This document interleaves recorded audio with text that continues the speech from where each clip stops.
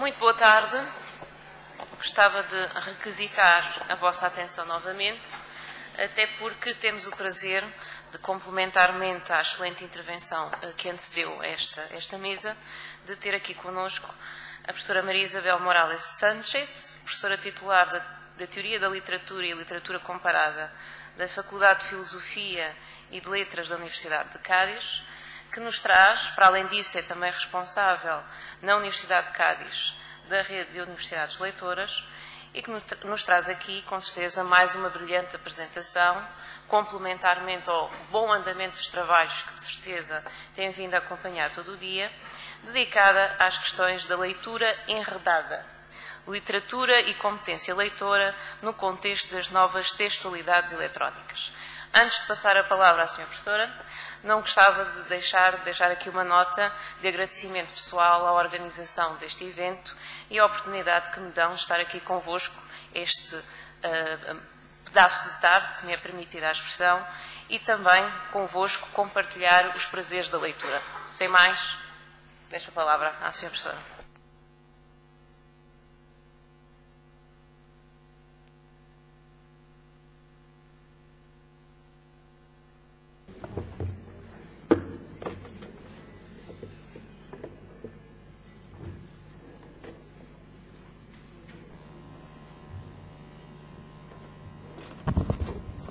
Bien, boa tarde.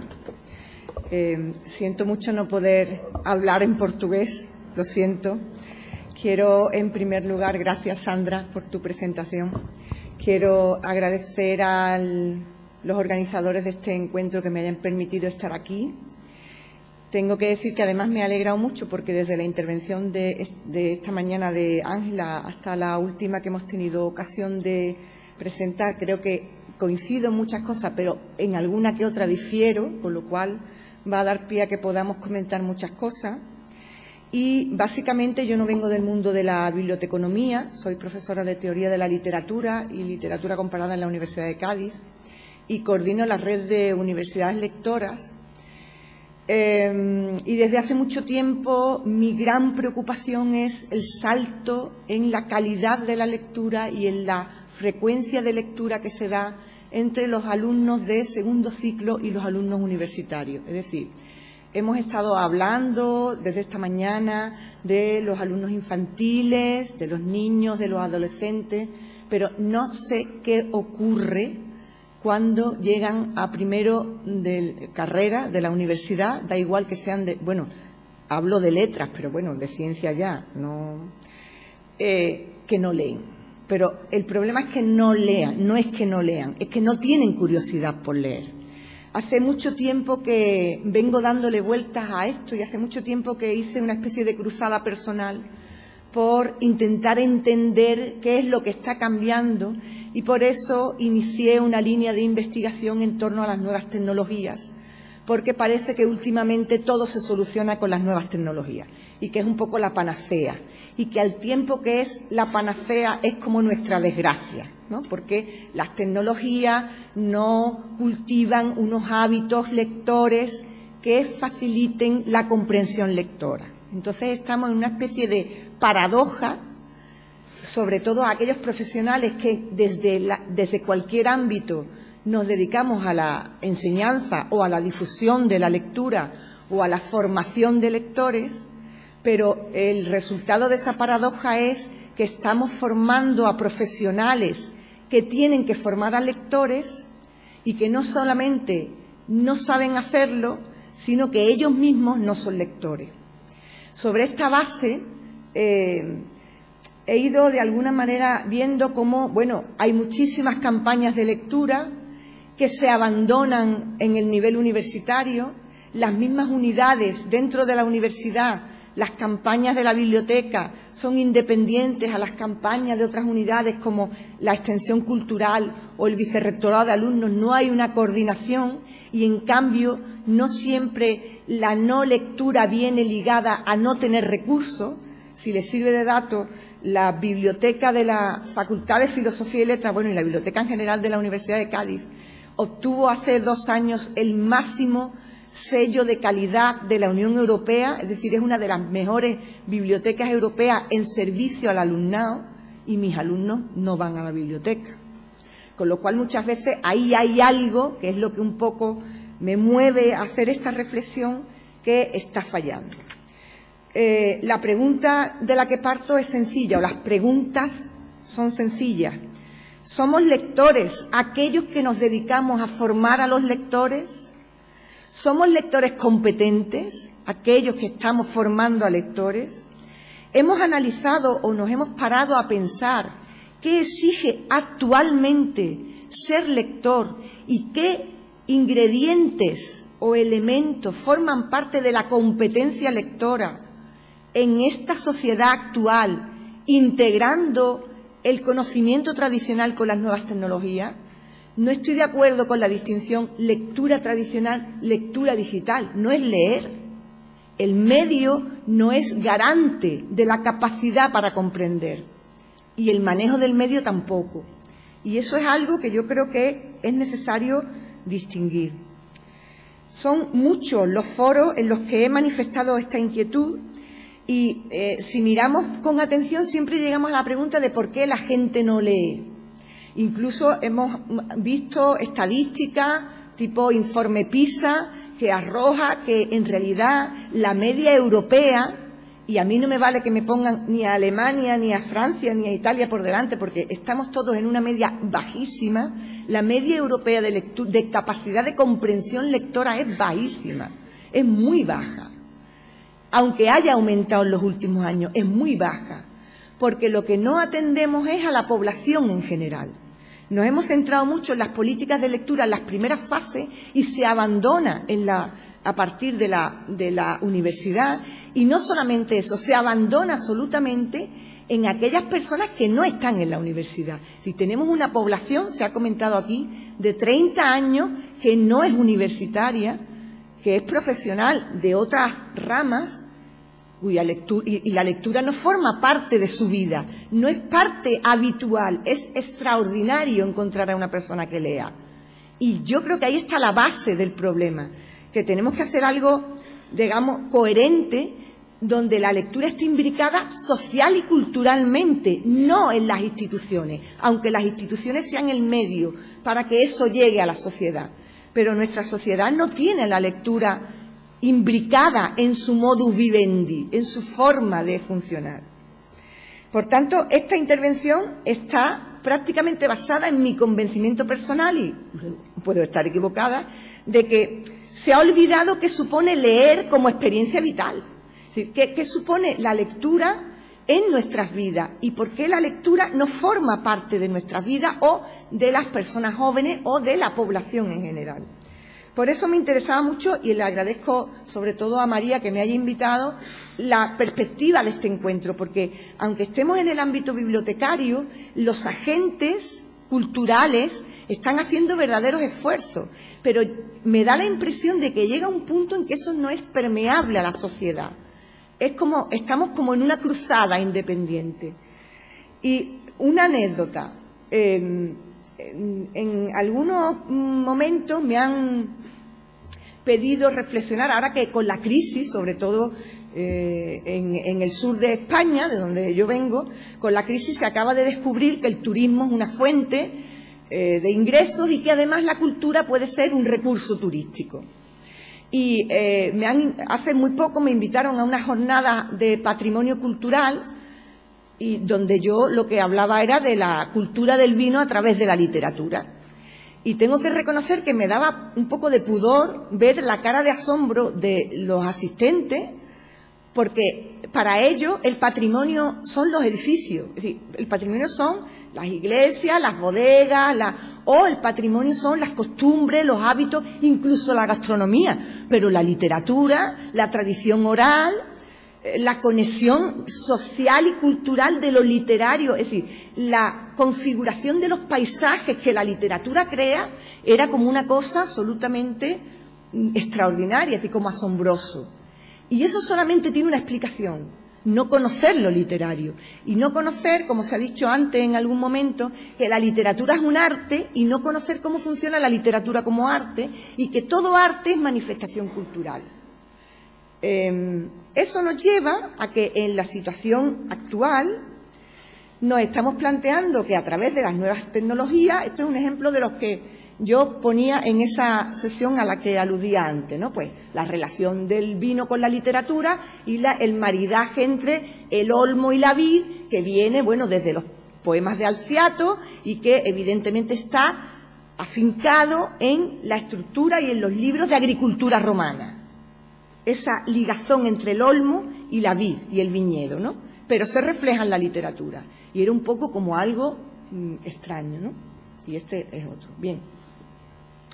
Creo que hay que explicar también, nos tenemos que detener en la lectura y en la escritura, y en la lectura como una forma de completar la escritura y en la escritura como una forma de completar la lectura. A ver, la lectura nos muestra cómo son los otros y la escritura muestra a los otros qué queremos que vean de nosotros. Es decir, es una expresión continua. Nosotros nos manifestamos a través de la escritura y de la expresión oral y conocemos a los demás a través de la lectura. Con lo cual nos quedamos aislados si no hacemos ese proceso. Una cosa es expresar, otra cosa es comunicar, otra cosa es convencer, otra cosa es persuadir, y no siempre nos sentamos a analizar que en la comunicación oral y escrita todo eso tiene su parcela distintiva y que no es lo mismo. Y a partir de aquí abrimos, pues, o podemos hablar de la competencia lectora. Una buena competencia lectora es la puerta y a la asimilación y a la correcta gestión de cualquier materia.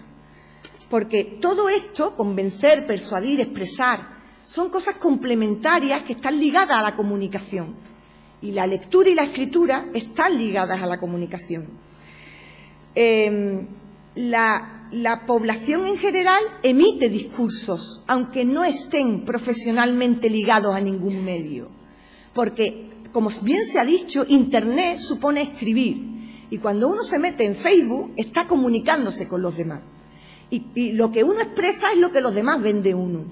Y yo creo que no siempre se le hace ver, sobre todo a los más jóvenes, que cuando ellos escriben, sean el medio que sean, y cuando ellos reflexionan u opinan sobre las cosas, se están presentando al mundo, con las implicaciones que eso lleva. Porque luego ellos no se hacen responsables, como alguien me ha enseñado, alguien me ha dado y yo he puesto lo que me han dicho. Hay que dar el salto a que la lectura y la escritura lleve al pensamiento crítico y a la capacidad de decisión. Hablando de la competencia lectora, creo que hay tres apartados o tres ejes que podríamos tratar para intentar ver qué supone la competencia lectora como capacidad y qué elementos ligados a la actualidad y a las nuevas tecnologías tendríamos que tener en cuenta. En primer lugar, la competencia lectora es el resultado de la capacidad para leer. La capacidad para leer y para comprender, es decir, el proceso intelectual de comprender un texto, de sacar conclusiones y de tener una opinión sobre algo que se ha leído. Y eso, perdónenme, es la lectura tradicional. ¿Por qué? ¿Por qué tenemos que ligarlo al libro en papel? Si la comprensión lectora tiene que ver con la actividad de comprender un texto. Me da igual que esté en Internet o me da igual que esté en papel. Por tanto, la lectura implica descifrar, reconocer, analizar, contextualizar. Y en esto consiste, creo que es algo importante, el divertimento de la lectura. Hay algo que yo le digo a los alumnos. Ellos me dicen, es que leer no es fácil. Bueno, ellos me dicen, leer como tú quieres que nosotros leamos no es fácil. Digo, pero el que no sea fácil no quiere decir que no sea divertido. Porque hacer un puzzle no es fácil, pero a la gente que le gusta hacer puzzle se divierte mucho. Y el problema es que se ha identificado la facilidad con otras cosas. Y en la complicación con lo aburrido o con lo que no es complicado. Si mis alumnos me dicen, leer es aburrido cuando no comprenden lo que están leyendo. Y vamos un poco a las dificultades de los textos. En las primeras edades, los textos normalmente están adaptados, pero en los alumnos universitarios hay que dejar de adaptar los textos. Yo creo que ya ha llegado el momento de que es que tienen que leer lo que tienen que leer. No que no les facilitemos la lectura, pero el texto literario o filosófico es el texto. Otro ejemplo. A mí me gusta hacer muchos experimentos con mis alumnos. Les puse 3 fragmentos sobre vampiros, aprovechando la ola de Amanecer, etcétera. Y les dije, decidme de qué libro creéis que son estos 3 fragmentos. Y me dijeron Amanecer. Uno era de Baudelaire, otro era de Alejandro Dumas y el tercero era de Amanecer. Pero para ellos, la tradición vampírica había nacido con Amanecer. Sí, desconocían, salvo por las películas de Drácula, nada que tuviera que ver con textos sobre vampiros en la historia de la literatura. Es un poco lo que decía Ángela esta mañana de están en una base pero no hay nada abajo, es decir, en vacío. Y esos son los profesionales filólogos que yo tengo en segundo, que mañana van a formar lectores o que tendrían que formar lectores. En el segundo lugar, la competencia lectora también es el resultado de la adaptación del lector a una situación comunicativa. Es decir, el lector actualmente, cuando entra en Internet, tiene que manejar muchos más códigos culturales que anteriormente. Con lo cual, lejos de lo que se piensa de que Internet facilita, para mí, la competencia lectora es mayor para comprender lo que tú ves en Internet, o el esfuerzo es mayor que para otras cosas. ¿Por qué? Porque tienes que manejar más códigos culturales, porque estás en una página donde hay gente que tiene otras tradiciones culturales diferentes a ti, otras costumbres y estás hablando con ellas. Y porque estás leyendo textos que antes no llegaban a las librerías y que ahora tienes en la red y que son de autores de otros países. Con lo cual no se facilita la cosa, se compleja. Se complica, perdón. Lo que ha cambiado es el acceso a la información, que ahora la tengo delante, sin ningún esfuerzo. No me tengo que ir ni a la Biblioteca Nacional de Madrid ni para buscar textos, lo tengo delante. Por tanto, cuando pregunto para qué leemos, siempre llego a lo mismo. Pues leemos para saber que puedo descubrir más cosas, aunque no las sepa todas en ese momento. Y creo que ese es el punto de curiosidad que los alumnos pierden, por lo menos en mi experiencia, cuando llegan a la universidad. Leen por obligación, no leen por placer, no leen por curiosidad, no les pica la curiosidad de saber si ese texto era de Amanecer o era de otro autor. Ellos dicen Amanecer y se quedan tan campantes, no tienen la curiosidad de decir, pues aquí hay trampa, no caen en que tú le has puesto una trampa y no tienen la curiosidad de buscar algo más. Volviendo a la obra literaria, además, porque estamos en el ámbito de la literatura, esa situación comunicativa tiene además otro ámbito, y es que se le pide una colaboración al lector. Y para saber cómo tienes que colaborar, necesitas comprender lo que estás leyendo. Si ahora saltamos, luego saltaremos al plano de las obras digitales, nos daremos cuenta de que es imposible que un lector interactúe con la obra correctamente si no domina no solamente otros códigos audiovisuales, musicales, etcétera, sino también el manejo del medio y el manejo del sistema operativo, la aplicación concreta, etcétera. El tercer eje que tienen ahí es el intertexto lector, que es un poco, alude a lo que decía antes, que afecta a la competencia lectora y que está ligada a la experiencia del individuo. Y el intertexto está constituido por todas las lecturas que el individuo realiza a lo largo de la vida. Y precisamente si no las realiza, no las ve, pero en el texto están. Es decir, si nosotros cogemos ese cuadro de Millet, que es la escena de Ofelia de Shakespeare en el lago, y ponemos el texto de Shakespeare al lado, ese cuadro tiene esa conexión. Pero en la lectura tradicional, si queremos utilizar ese término, la conexión la hago yo si yo he leído el texto de Hamlet y sé que esa es Ofelia, o que cuando Millet me dice Ofelia, está hablando de la Ofelia de Shakespeare. Lo que ha cambiado con la tecnología es que si yo pongo esto en una web, ese cuadro tiene un clic que yo le doy y voy al texto, y entonces me da el enlace, pero evidentemente lo que hace es facilitarme el enlace, pero la operación intelectual o la capacidad para relacionar o mi capacidad para ver qué diferencia hay entre ese primer texto y este segundo texto, que es una interpretación de esa escena de Shakespeare, está en mí, no está en el medio. Bien, vamos a pasar. Estos son, bueno, ahí tienen, yo si quiere después les facilito la presentación, son como definiciones de competencia lectora. Pues de todo eso hemos hablado hoy y de todo eso se ha manejado hoy, ¿no? Pues todo lo que el lector tiene que comprender para que sea competente. Vamos a centrarnos ahora en qué exigencia tiene la competencia lectora con las nuevas tecnologías, que es un poco donde yo quería llevar el tema. Eso es una obra digital basada en el hipertexto. A ver, mientras que en la lectura tradicional esas relaciones intertextuales de las que hablábamos las teníamos que hacer nosotros en función de lo que buscásemos o de lo que hubiésemos leído, ahora el hipertexto, ese entorno digital nos permite que nosotros, no sé si se ve bien, es una historia donde tú puedes irte a algún pasaje, añadir un comentario, pedir que alguien te explique cómo va el capítulo, incluso hacer versiones paralelas de ese capítulo. Es decir, es una lectura como interactiva, ¿no?, que se hace ahí. Pero previamente tienes que haberte leído una novela para poder interactuar ahí. Nosotros en la Universidad de Cádiz, y no me voy a extender porque, bueno, luego os pondré el correo para quien esté interesado, estamos llevando a cabo una experiencia de innovación docente basada en el hipertexto. Y simplemente lo que estamos haciendo es construir hipertextos entre profesores de literatura, teoría, lengua, historia y filosofía a partir de textos literarios. Si no os lo vais a creer, pero mi primer reto fue convencer a alguien de historia para que utilizara un texto literario para sus clases, porque no entendían cómo podían explicar historia a través de la literatura. No lo entendían, lo entendían, pero claro, era muy complicado. Y ese fue el primer escollo.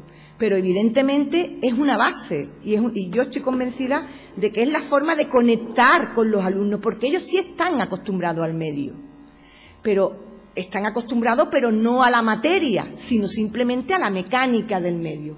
Y nosotros tenemos que utilizar la mecánica del medio para llegar con la materia que queramos. Sobre todo esto que he estado hablando, en varios lugares he hecho la distinción, o me he empeñado en hacer la distinción entre estas dos nociones. Por eso decía que no estaba muy de acuerdo con lo de lectura tradicional y lectura en digital, porque yo creo que con relación al nuevo medio hay que distinguir dos cosas: leer en red y la lectura digital. Y la diferencia para mí es fácil. Cuando yo me voy a una biblioteca y me siento a estudiar, yo tengo un montón de librerías alrededor y yo cojo un libro de historia, un libro y conforme voy leyendo, voy estudiando, cojo el libro que me hace falta. Navegar por la red y leer en la red, hago lo mismo, pero en la red. Sí, yo entro en la Biblioteca Nacional, busco un texto, busco en Internet a ver quién ha hablado de Millet, busco un cuadro, entro en el Louvre y voy recopilando información. El problema de el entrenamiento para leer en red tiene que ver con la gestión de la información, no con la competencia, con la formación lectora, sino con la gestión de la información. Yo tengo que ser eficiente eligiendo la información y seleccionando la información. La lectura digital tiene que ver con el proceso, son complementarias, pero tiene que ver con el proceso de leer, es decir, con mi capacidad para contextualizar, para reconocer situaciones, para identificar el texto, para identificar características del texto. Es obvio, por tanto, que la red y las nuevas tecnologías generan en torno a la literatura un marco textual nuevo que transforma las pautas lectoras y los hábitos de lectura. Pero fijaos, no podemos olvidar que el Grupo Electra de la Universidad de Salamanca, que se ha especializado en el análisis de cómo se utilizan los dispositivos de lectura por los jóvenes, la primera conclusión a la que han llegado es que tampoco tienen una formación suficiente para rentabilizar lo que los dispositivos de lectura ofrecen a la hora de leer. O sea que esos nativos digitales no son tan nativos digitales. Es decir, hay un umbral en lo de los nativos digitales. La comprensión y la destreza se adquiere. Por eso me encanta el título que hay puesto por ahí de el lector se forma o el lector no nace. Efectivamente, esas competencias se adquieren. Por tanto, hay en este ámbito 3 espacios. Por un lado, la gestión y la búsqueda de la información, que evidentemente las nuevas tecnologías la transforman. Por un ejemplo, el estudio de José María Lucía Mejía, de la Universidad Complutense de Madrid, que habla de las bibliotecas digitales y de las bibliotecas interactivas. Y habla en un artículo donde explica cómo cambia la búsqueda, la pesquisa, cómo cambian los hábitos y la dinámica de búsqueda en las bibliotecas digitales, que no tienen nada que ver con los portales generales de acumulación de información, porque el modelo de biblioteca digital tiende a ser interactivo, con lo cual el manejo de la información, esa gestión y búsqueda de la información, se ve afectada por el modus operandi de las nuevas tecnologías. En segundo lugar, la lectura de la obra, que es otra cosa distinta. En la dinámica de la lectura, yo tengo que comprender el texto, pero además tengo que saber qué me piden. Es decir, tengo que actuar a 2 niveles. ¿Qué me pide operativamente el texto manualmente en la red? Y luego, ¿qué me pide intelectualmente? Es decir, ¿cuál es el reto que el escritor me ha puesto? Y esto no tiene nada que ver con las nuevas tecnologías. La historia de la literatura está plagada de escritores que ponen retos a los lectores. Y si yo el reto me lo tomo como un juego, como algo divertido, yo juego. El problema es no ver ese juego o no ver eso como algo divertido. Por tanto, por ejemplo, cuando un lector en la red lee una blognovela o un fanfic, que se han puesto ahora tanto de moda, está utilizando una dinámica de comunicación social, o cuando lee una obra digital en Facebook, que las hay, luego las veremos, está utilizando una dinámica que no es la dinámica tradicional. Son otras herramientas, web, blog, wikis, que te imponen una dinámica de funcionamiento con respecto a Internet. Y, por otra parte, hay obras electrónicas que solo se pueden leer en la red, luego vamos a ver ejemplos, que te están imponiendo una doble dinámica, porque no es solamente el medio, sino que tú tienes que comprender, como bien se decía esta mañana, el carácter estético de esa obra, que además tiene sonido, música, imágenes, etcétera, etcétera. En tercer lugar, hay que establecer hay que comprender la dinámica de la comunicación literaria, porque ahora los lectores pueden hablar con los escritores directamente.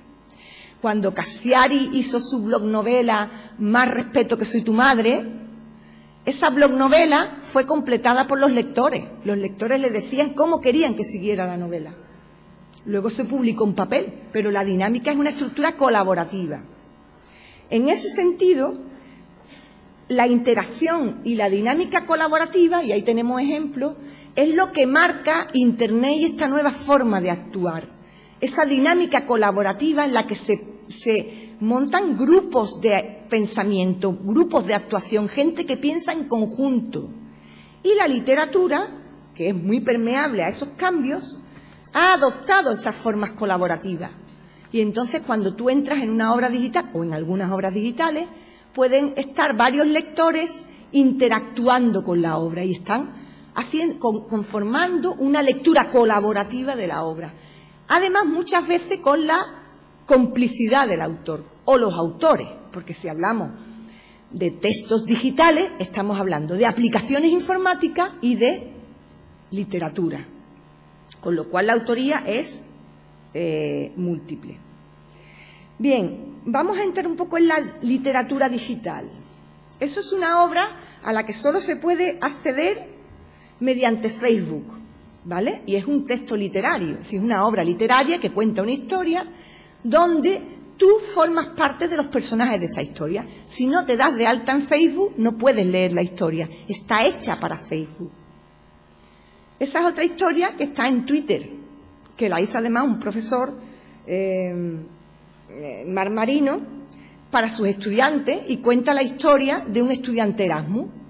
Y el entorno de funcionamiento de la obra es crear una historia de viajes con todos los ingredientes fantásticos, etcétera, dentro de Twitter.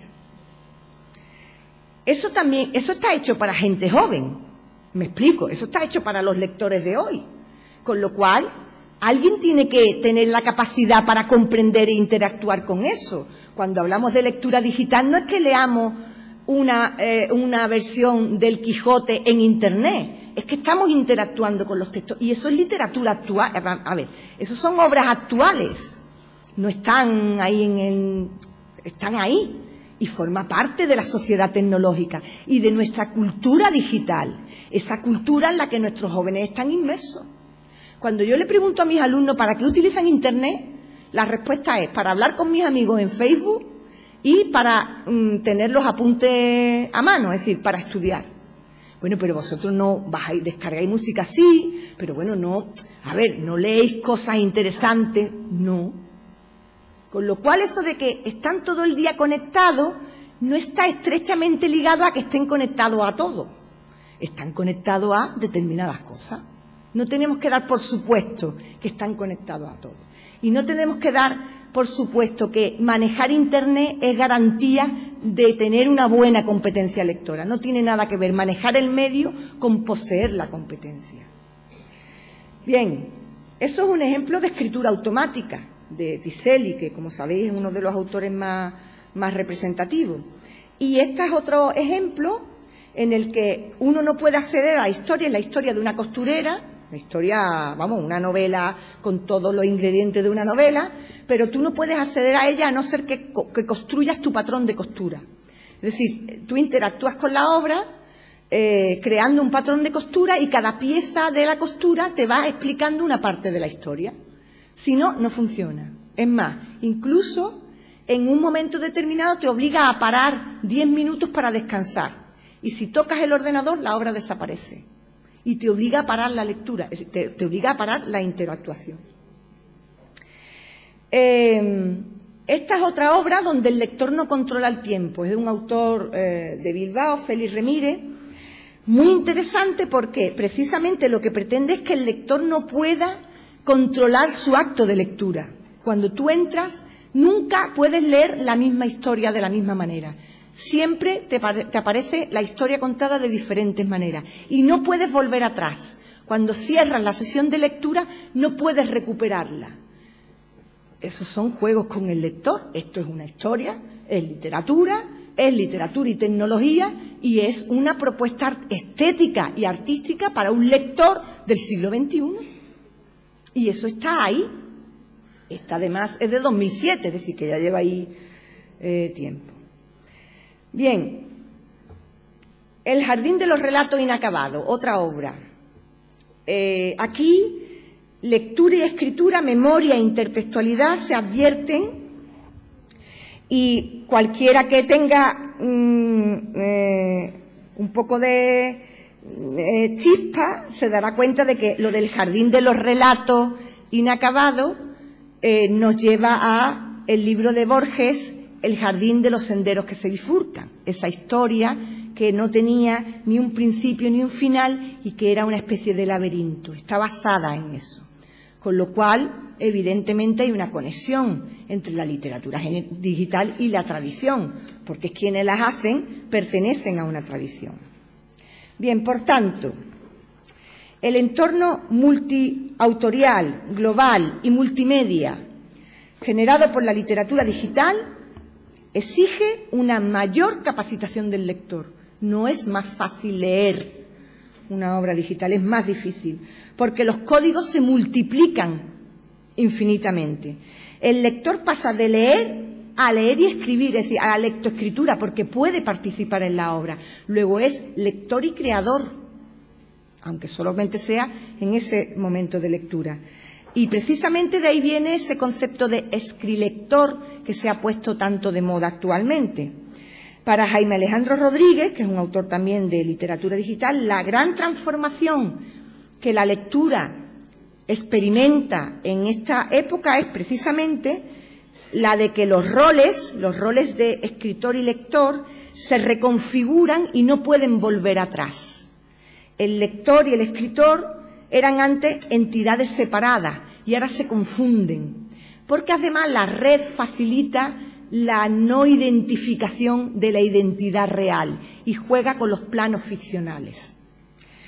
De forma complementaria hay otros conceptos, como los desarrollados por el profesor Albaladejo Mayordomo, como el de polifonía, muchas voces, o hiperfonía, que resultan fructíferos por cuanto en la lectura del texto se entrecruzan las voces de muchos lectores, pero también de los creadores, al mismo tiempo, en tiempo real, cosa que no sucedía en la literatura tradicional. Bien. A partir de aquí tendríamos mucho que hablar de cómo se reconfigura el espacio digital, de qué estamos hablando cuando hablamos de virtualidad o de digital. Ahí tenéis, por ejemplo, una reflexión que hace Teresa López desde la Universidad de Granada, que es una experta en teatro, en ciberteatro, y que habla de cómo lo digital y lo virtual es distinto, aunque una cosa esté englobada en la otra, y que, por tanto, cuando hablemos de competencias tenemos que analizar y deslindar cuáles son las competencias que hay que adquirir para una cosa y cuáles son las competencias que hay que adquirir a otra. Por tanto, el lector debe comprender cómo se integran los parámetros propios de la red en una obra literaria, cuál es la naturaleza de esa obra y qué formatos debe de manejar, y cómo asume o cómo participa en esos roles que se crean entre el lector y el autor. Porque ahora el lector está jugando con lo virtual y con lo digital. Bajo nuestro punto de vista, ese contexto híbrido, multicultural y dialógico entre distintas artes y entre distintos códigos audiovisuales es lo que aumenta la dificultad en la comprensión lectora.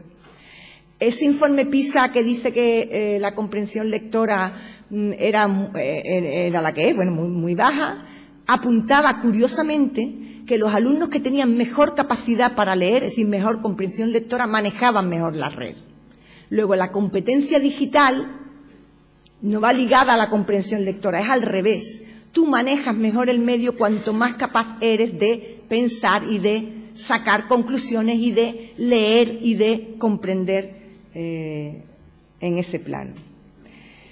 Recordemos como Rui Torres, vuestro autor, un gran autor, para mí uno de los mejores autores de poesía digital actuales, habla de que la poesía con lo digital adquiere una nueva dimensión, que es como ampliar el campo, como hacerla tridimensional. Y Diego Bonilla, que es el segundo autor, el ejemplo que tenéis ahí, decía que el autor actual digital lo que hace es crear con la tradición de los medios existentes, con lo cual no está reñido lo digital con lo tradicional. Además de esto, hay que tener en cuenta que las nuevas propuestas digitales cruzan espacios complementarios que, además, estaban en el arte tradicional, convencional, pero ahora, como dice Rui Torres, adquieren una nueva dimensión. Por un lado, hay un espacio ficcional o imaginario cuya configuración en la red, en el espacio digital o virtual, es muy distinto al tradicional, porque el medio lo permite.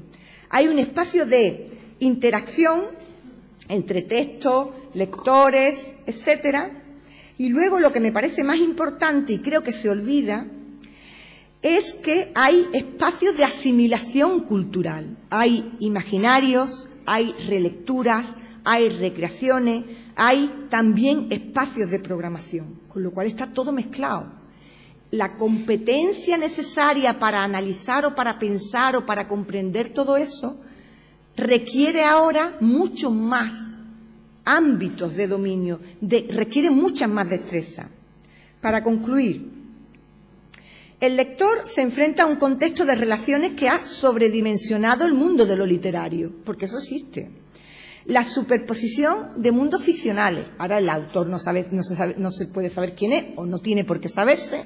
El lector que actúa tampoco, te puedes camuflar en un avatar y ser otra persona que no eres. la interpretación de la obra o la dimensión intercultural de la obra, porque tú interactúas con gente que no está físicamente a tu lado y que, por tanto, puede pertenecer a culturas distintas. Y luego, en el caso de los textos en particular, la hibridez de códigos. Es decir, el texto ya no es un texto solamente con palabras, tiene otras cosas. Claro, las identidades en Internet se entrecruzan y pueden ser reales o ficticias. A lo mejor todas son ficticias, pero es una dinámica de comunicación nueva y una dinámica de funcionamiento nueva. Por tanto, la literatura digital lo que nos pone sobre aviso es que la lectura no solamente requiere esa competencia que habitualmente teníamos, sino que nos va a exigir mucho más a los lectores. Y bueno, he hablado de literatura porque es mi campo, pero cualquier otra actuación en Internet requiere más de los lectores. Por tanto, más que facilitar la labor lectora, que es lo que se asimila, Internet lo que facilita es la llegada al recurso, es decir, la búsqueda, pero no la asimilación. El entorno digital yo creo que complica la labor del lector. Luego necesitamos más capacidades, como he dicho antes. Y para acabar, os leo un fragmento de la última obra digital de Félix Remírez, el autor que estábamos comentando hoy, que es de poesía automática. La poesía automática, bueno, él lanza una serie de frases y con la colaboración de los lectores se pueden ir generando automáticamente otros textos que no eran el texto inicial, que dice así: la vida es como el océano, solo que compuesta de palabras en vez de moléculas de agua. Pero ambos se agitan y se encrespan con los avatares del mundo. Con esfuerzo, tanto de la vida como del mar, logramos extraer únicamente más de lo que contienen. Más líquido en un caso, más palabras en el otro. Pero a veces, solo a veces, el mundo se desboca en tsunamis de versos y olas, y al hacerlo, a veces, solo a veces, el mar salpica el aire de burbujas hechizantes, de versos y de vida. Es decir, ese esfuerzo por extraer algo más de lo que vemos es lo que está detrás de la lectura.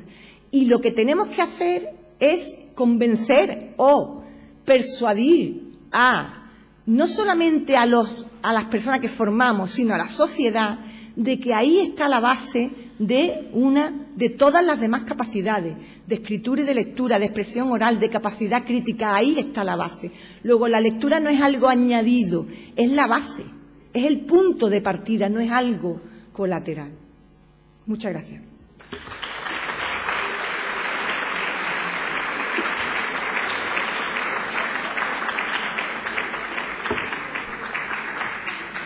Muito obrigada, muchas gracias por sua excelente apresentação. A professora Maria Isabel, deixou-nos aqui algumas interpelações bastante interessantes. O ponto de partida da sua apresentação foi, de facto, a avaliação das competências leitoras e o dilema que é colocado, que era a disponibilização de informação de maiores recursos por via das plataformas digitais que todos nós conhecemos e depois o paradoxo do menor interesse pela leitura. E também colocou aqui dilemas à própria forma como a escola e os professores em particular estão ou não a dar resposta e estão ou não a preparar esses novos leitores e a forma como estão ou não a compatibilizar aquilo que é a exigência adicional de gestão de informação e de gestão de conhecimento face à informação e à multiplicidade da informação disponível. Eu atrever-me-ia também a colocar aqui algumas questões de síntese que me parecem que podem sintetizar, passa a redundância, a sua apresentação. Ou seja, será que a escola, nós todos, a comunidade em geral, a sociedade em geral, está ou não a esquecer-se que a leitura é um exercício vital? E de que forma é que estamos a trabalhar, estamos a tentar inverter essa mesma situação? Como é que estamos ou não a valorizar suficientemente a escola, os professores, a comunidade, a literatura como património identitário base da nossa sociedade? De que forma, nas nossas escolas, estão ou não a ser trabalhados de forma correta os fundamentos da competência leitora? E como é que esse processo está a ser compatibilizado com aquilo que são as exigências subjacentes à multiplicidade de informação disponível através da internet. A apresentadora teve a oportunidade de nos disponibilizar alguns exemplos práticos de como a internet pode ser um recurso trabalhado em benefício da formação e da competência leitora, tornar o exercício da aprendizagem da leitura e do estímulo à leitura muito mais atrativo. E, para além disso, deixou-nos aqui, parece-me a mim, corrija-me, um desafio final. De que forma é que estamos ou não a conseguir compatibilizar as competências digitais com as competências leitoras? Muito obrigada.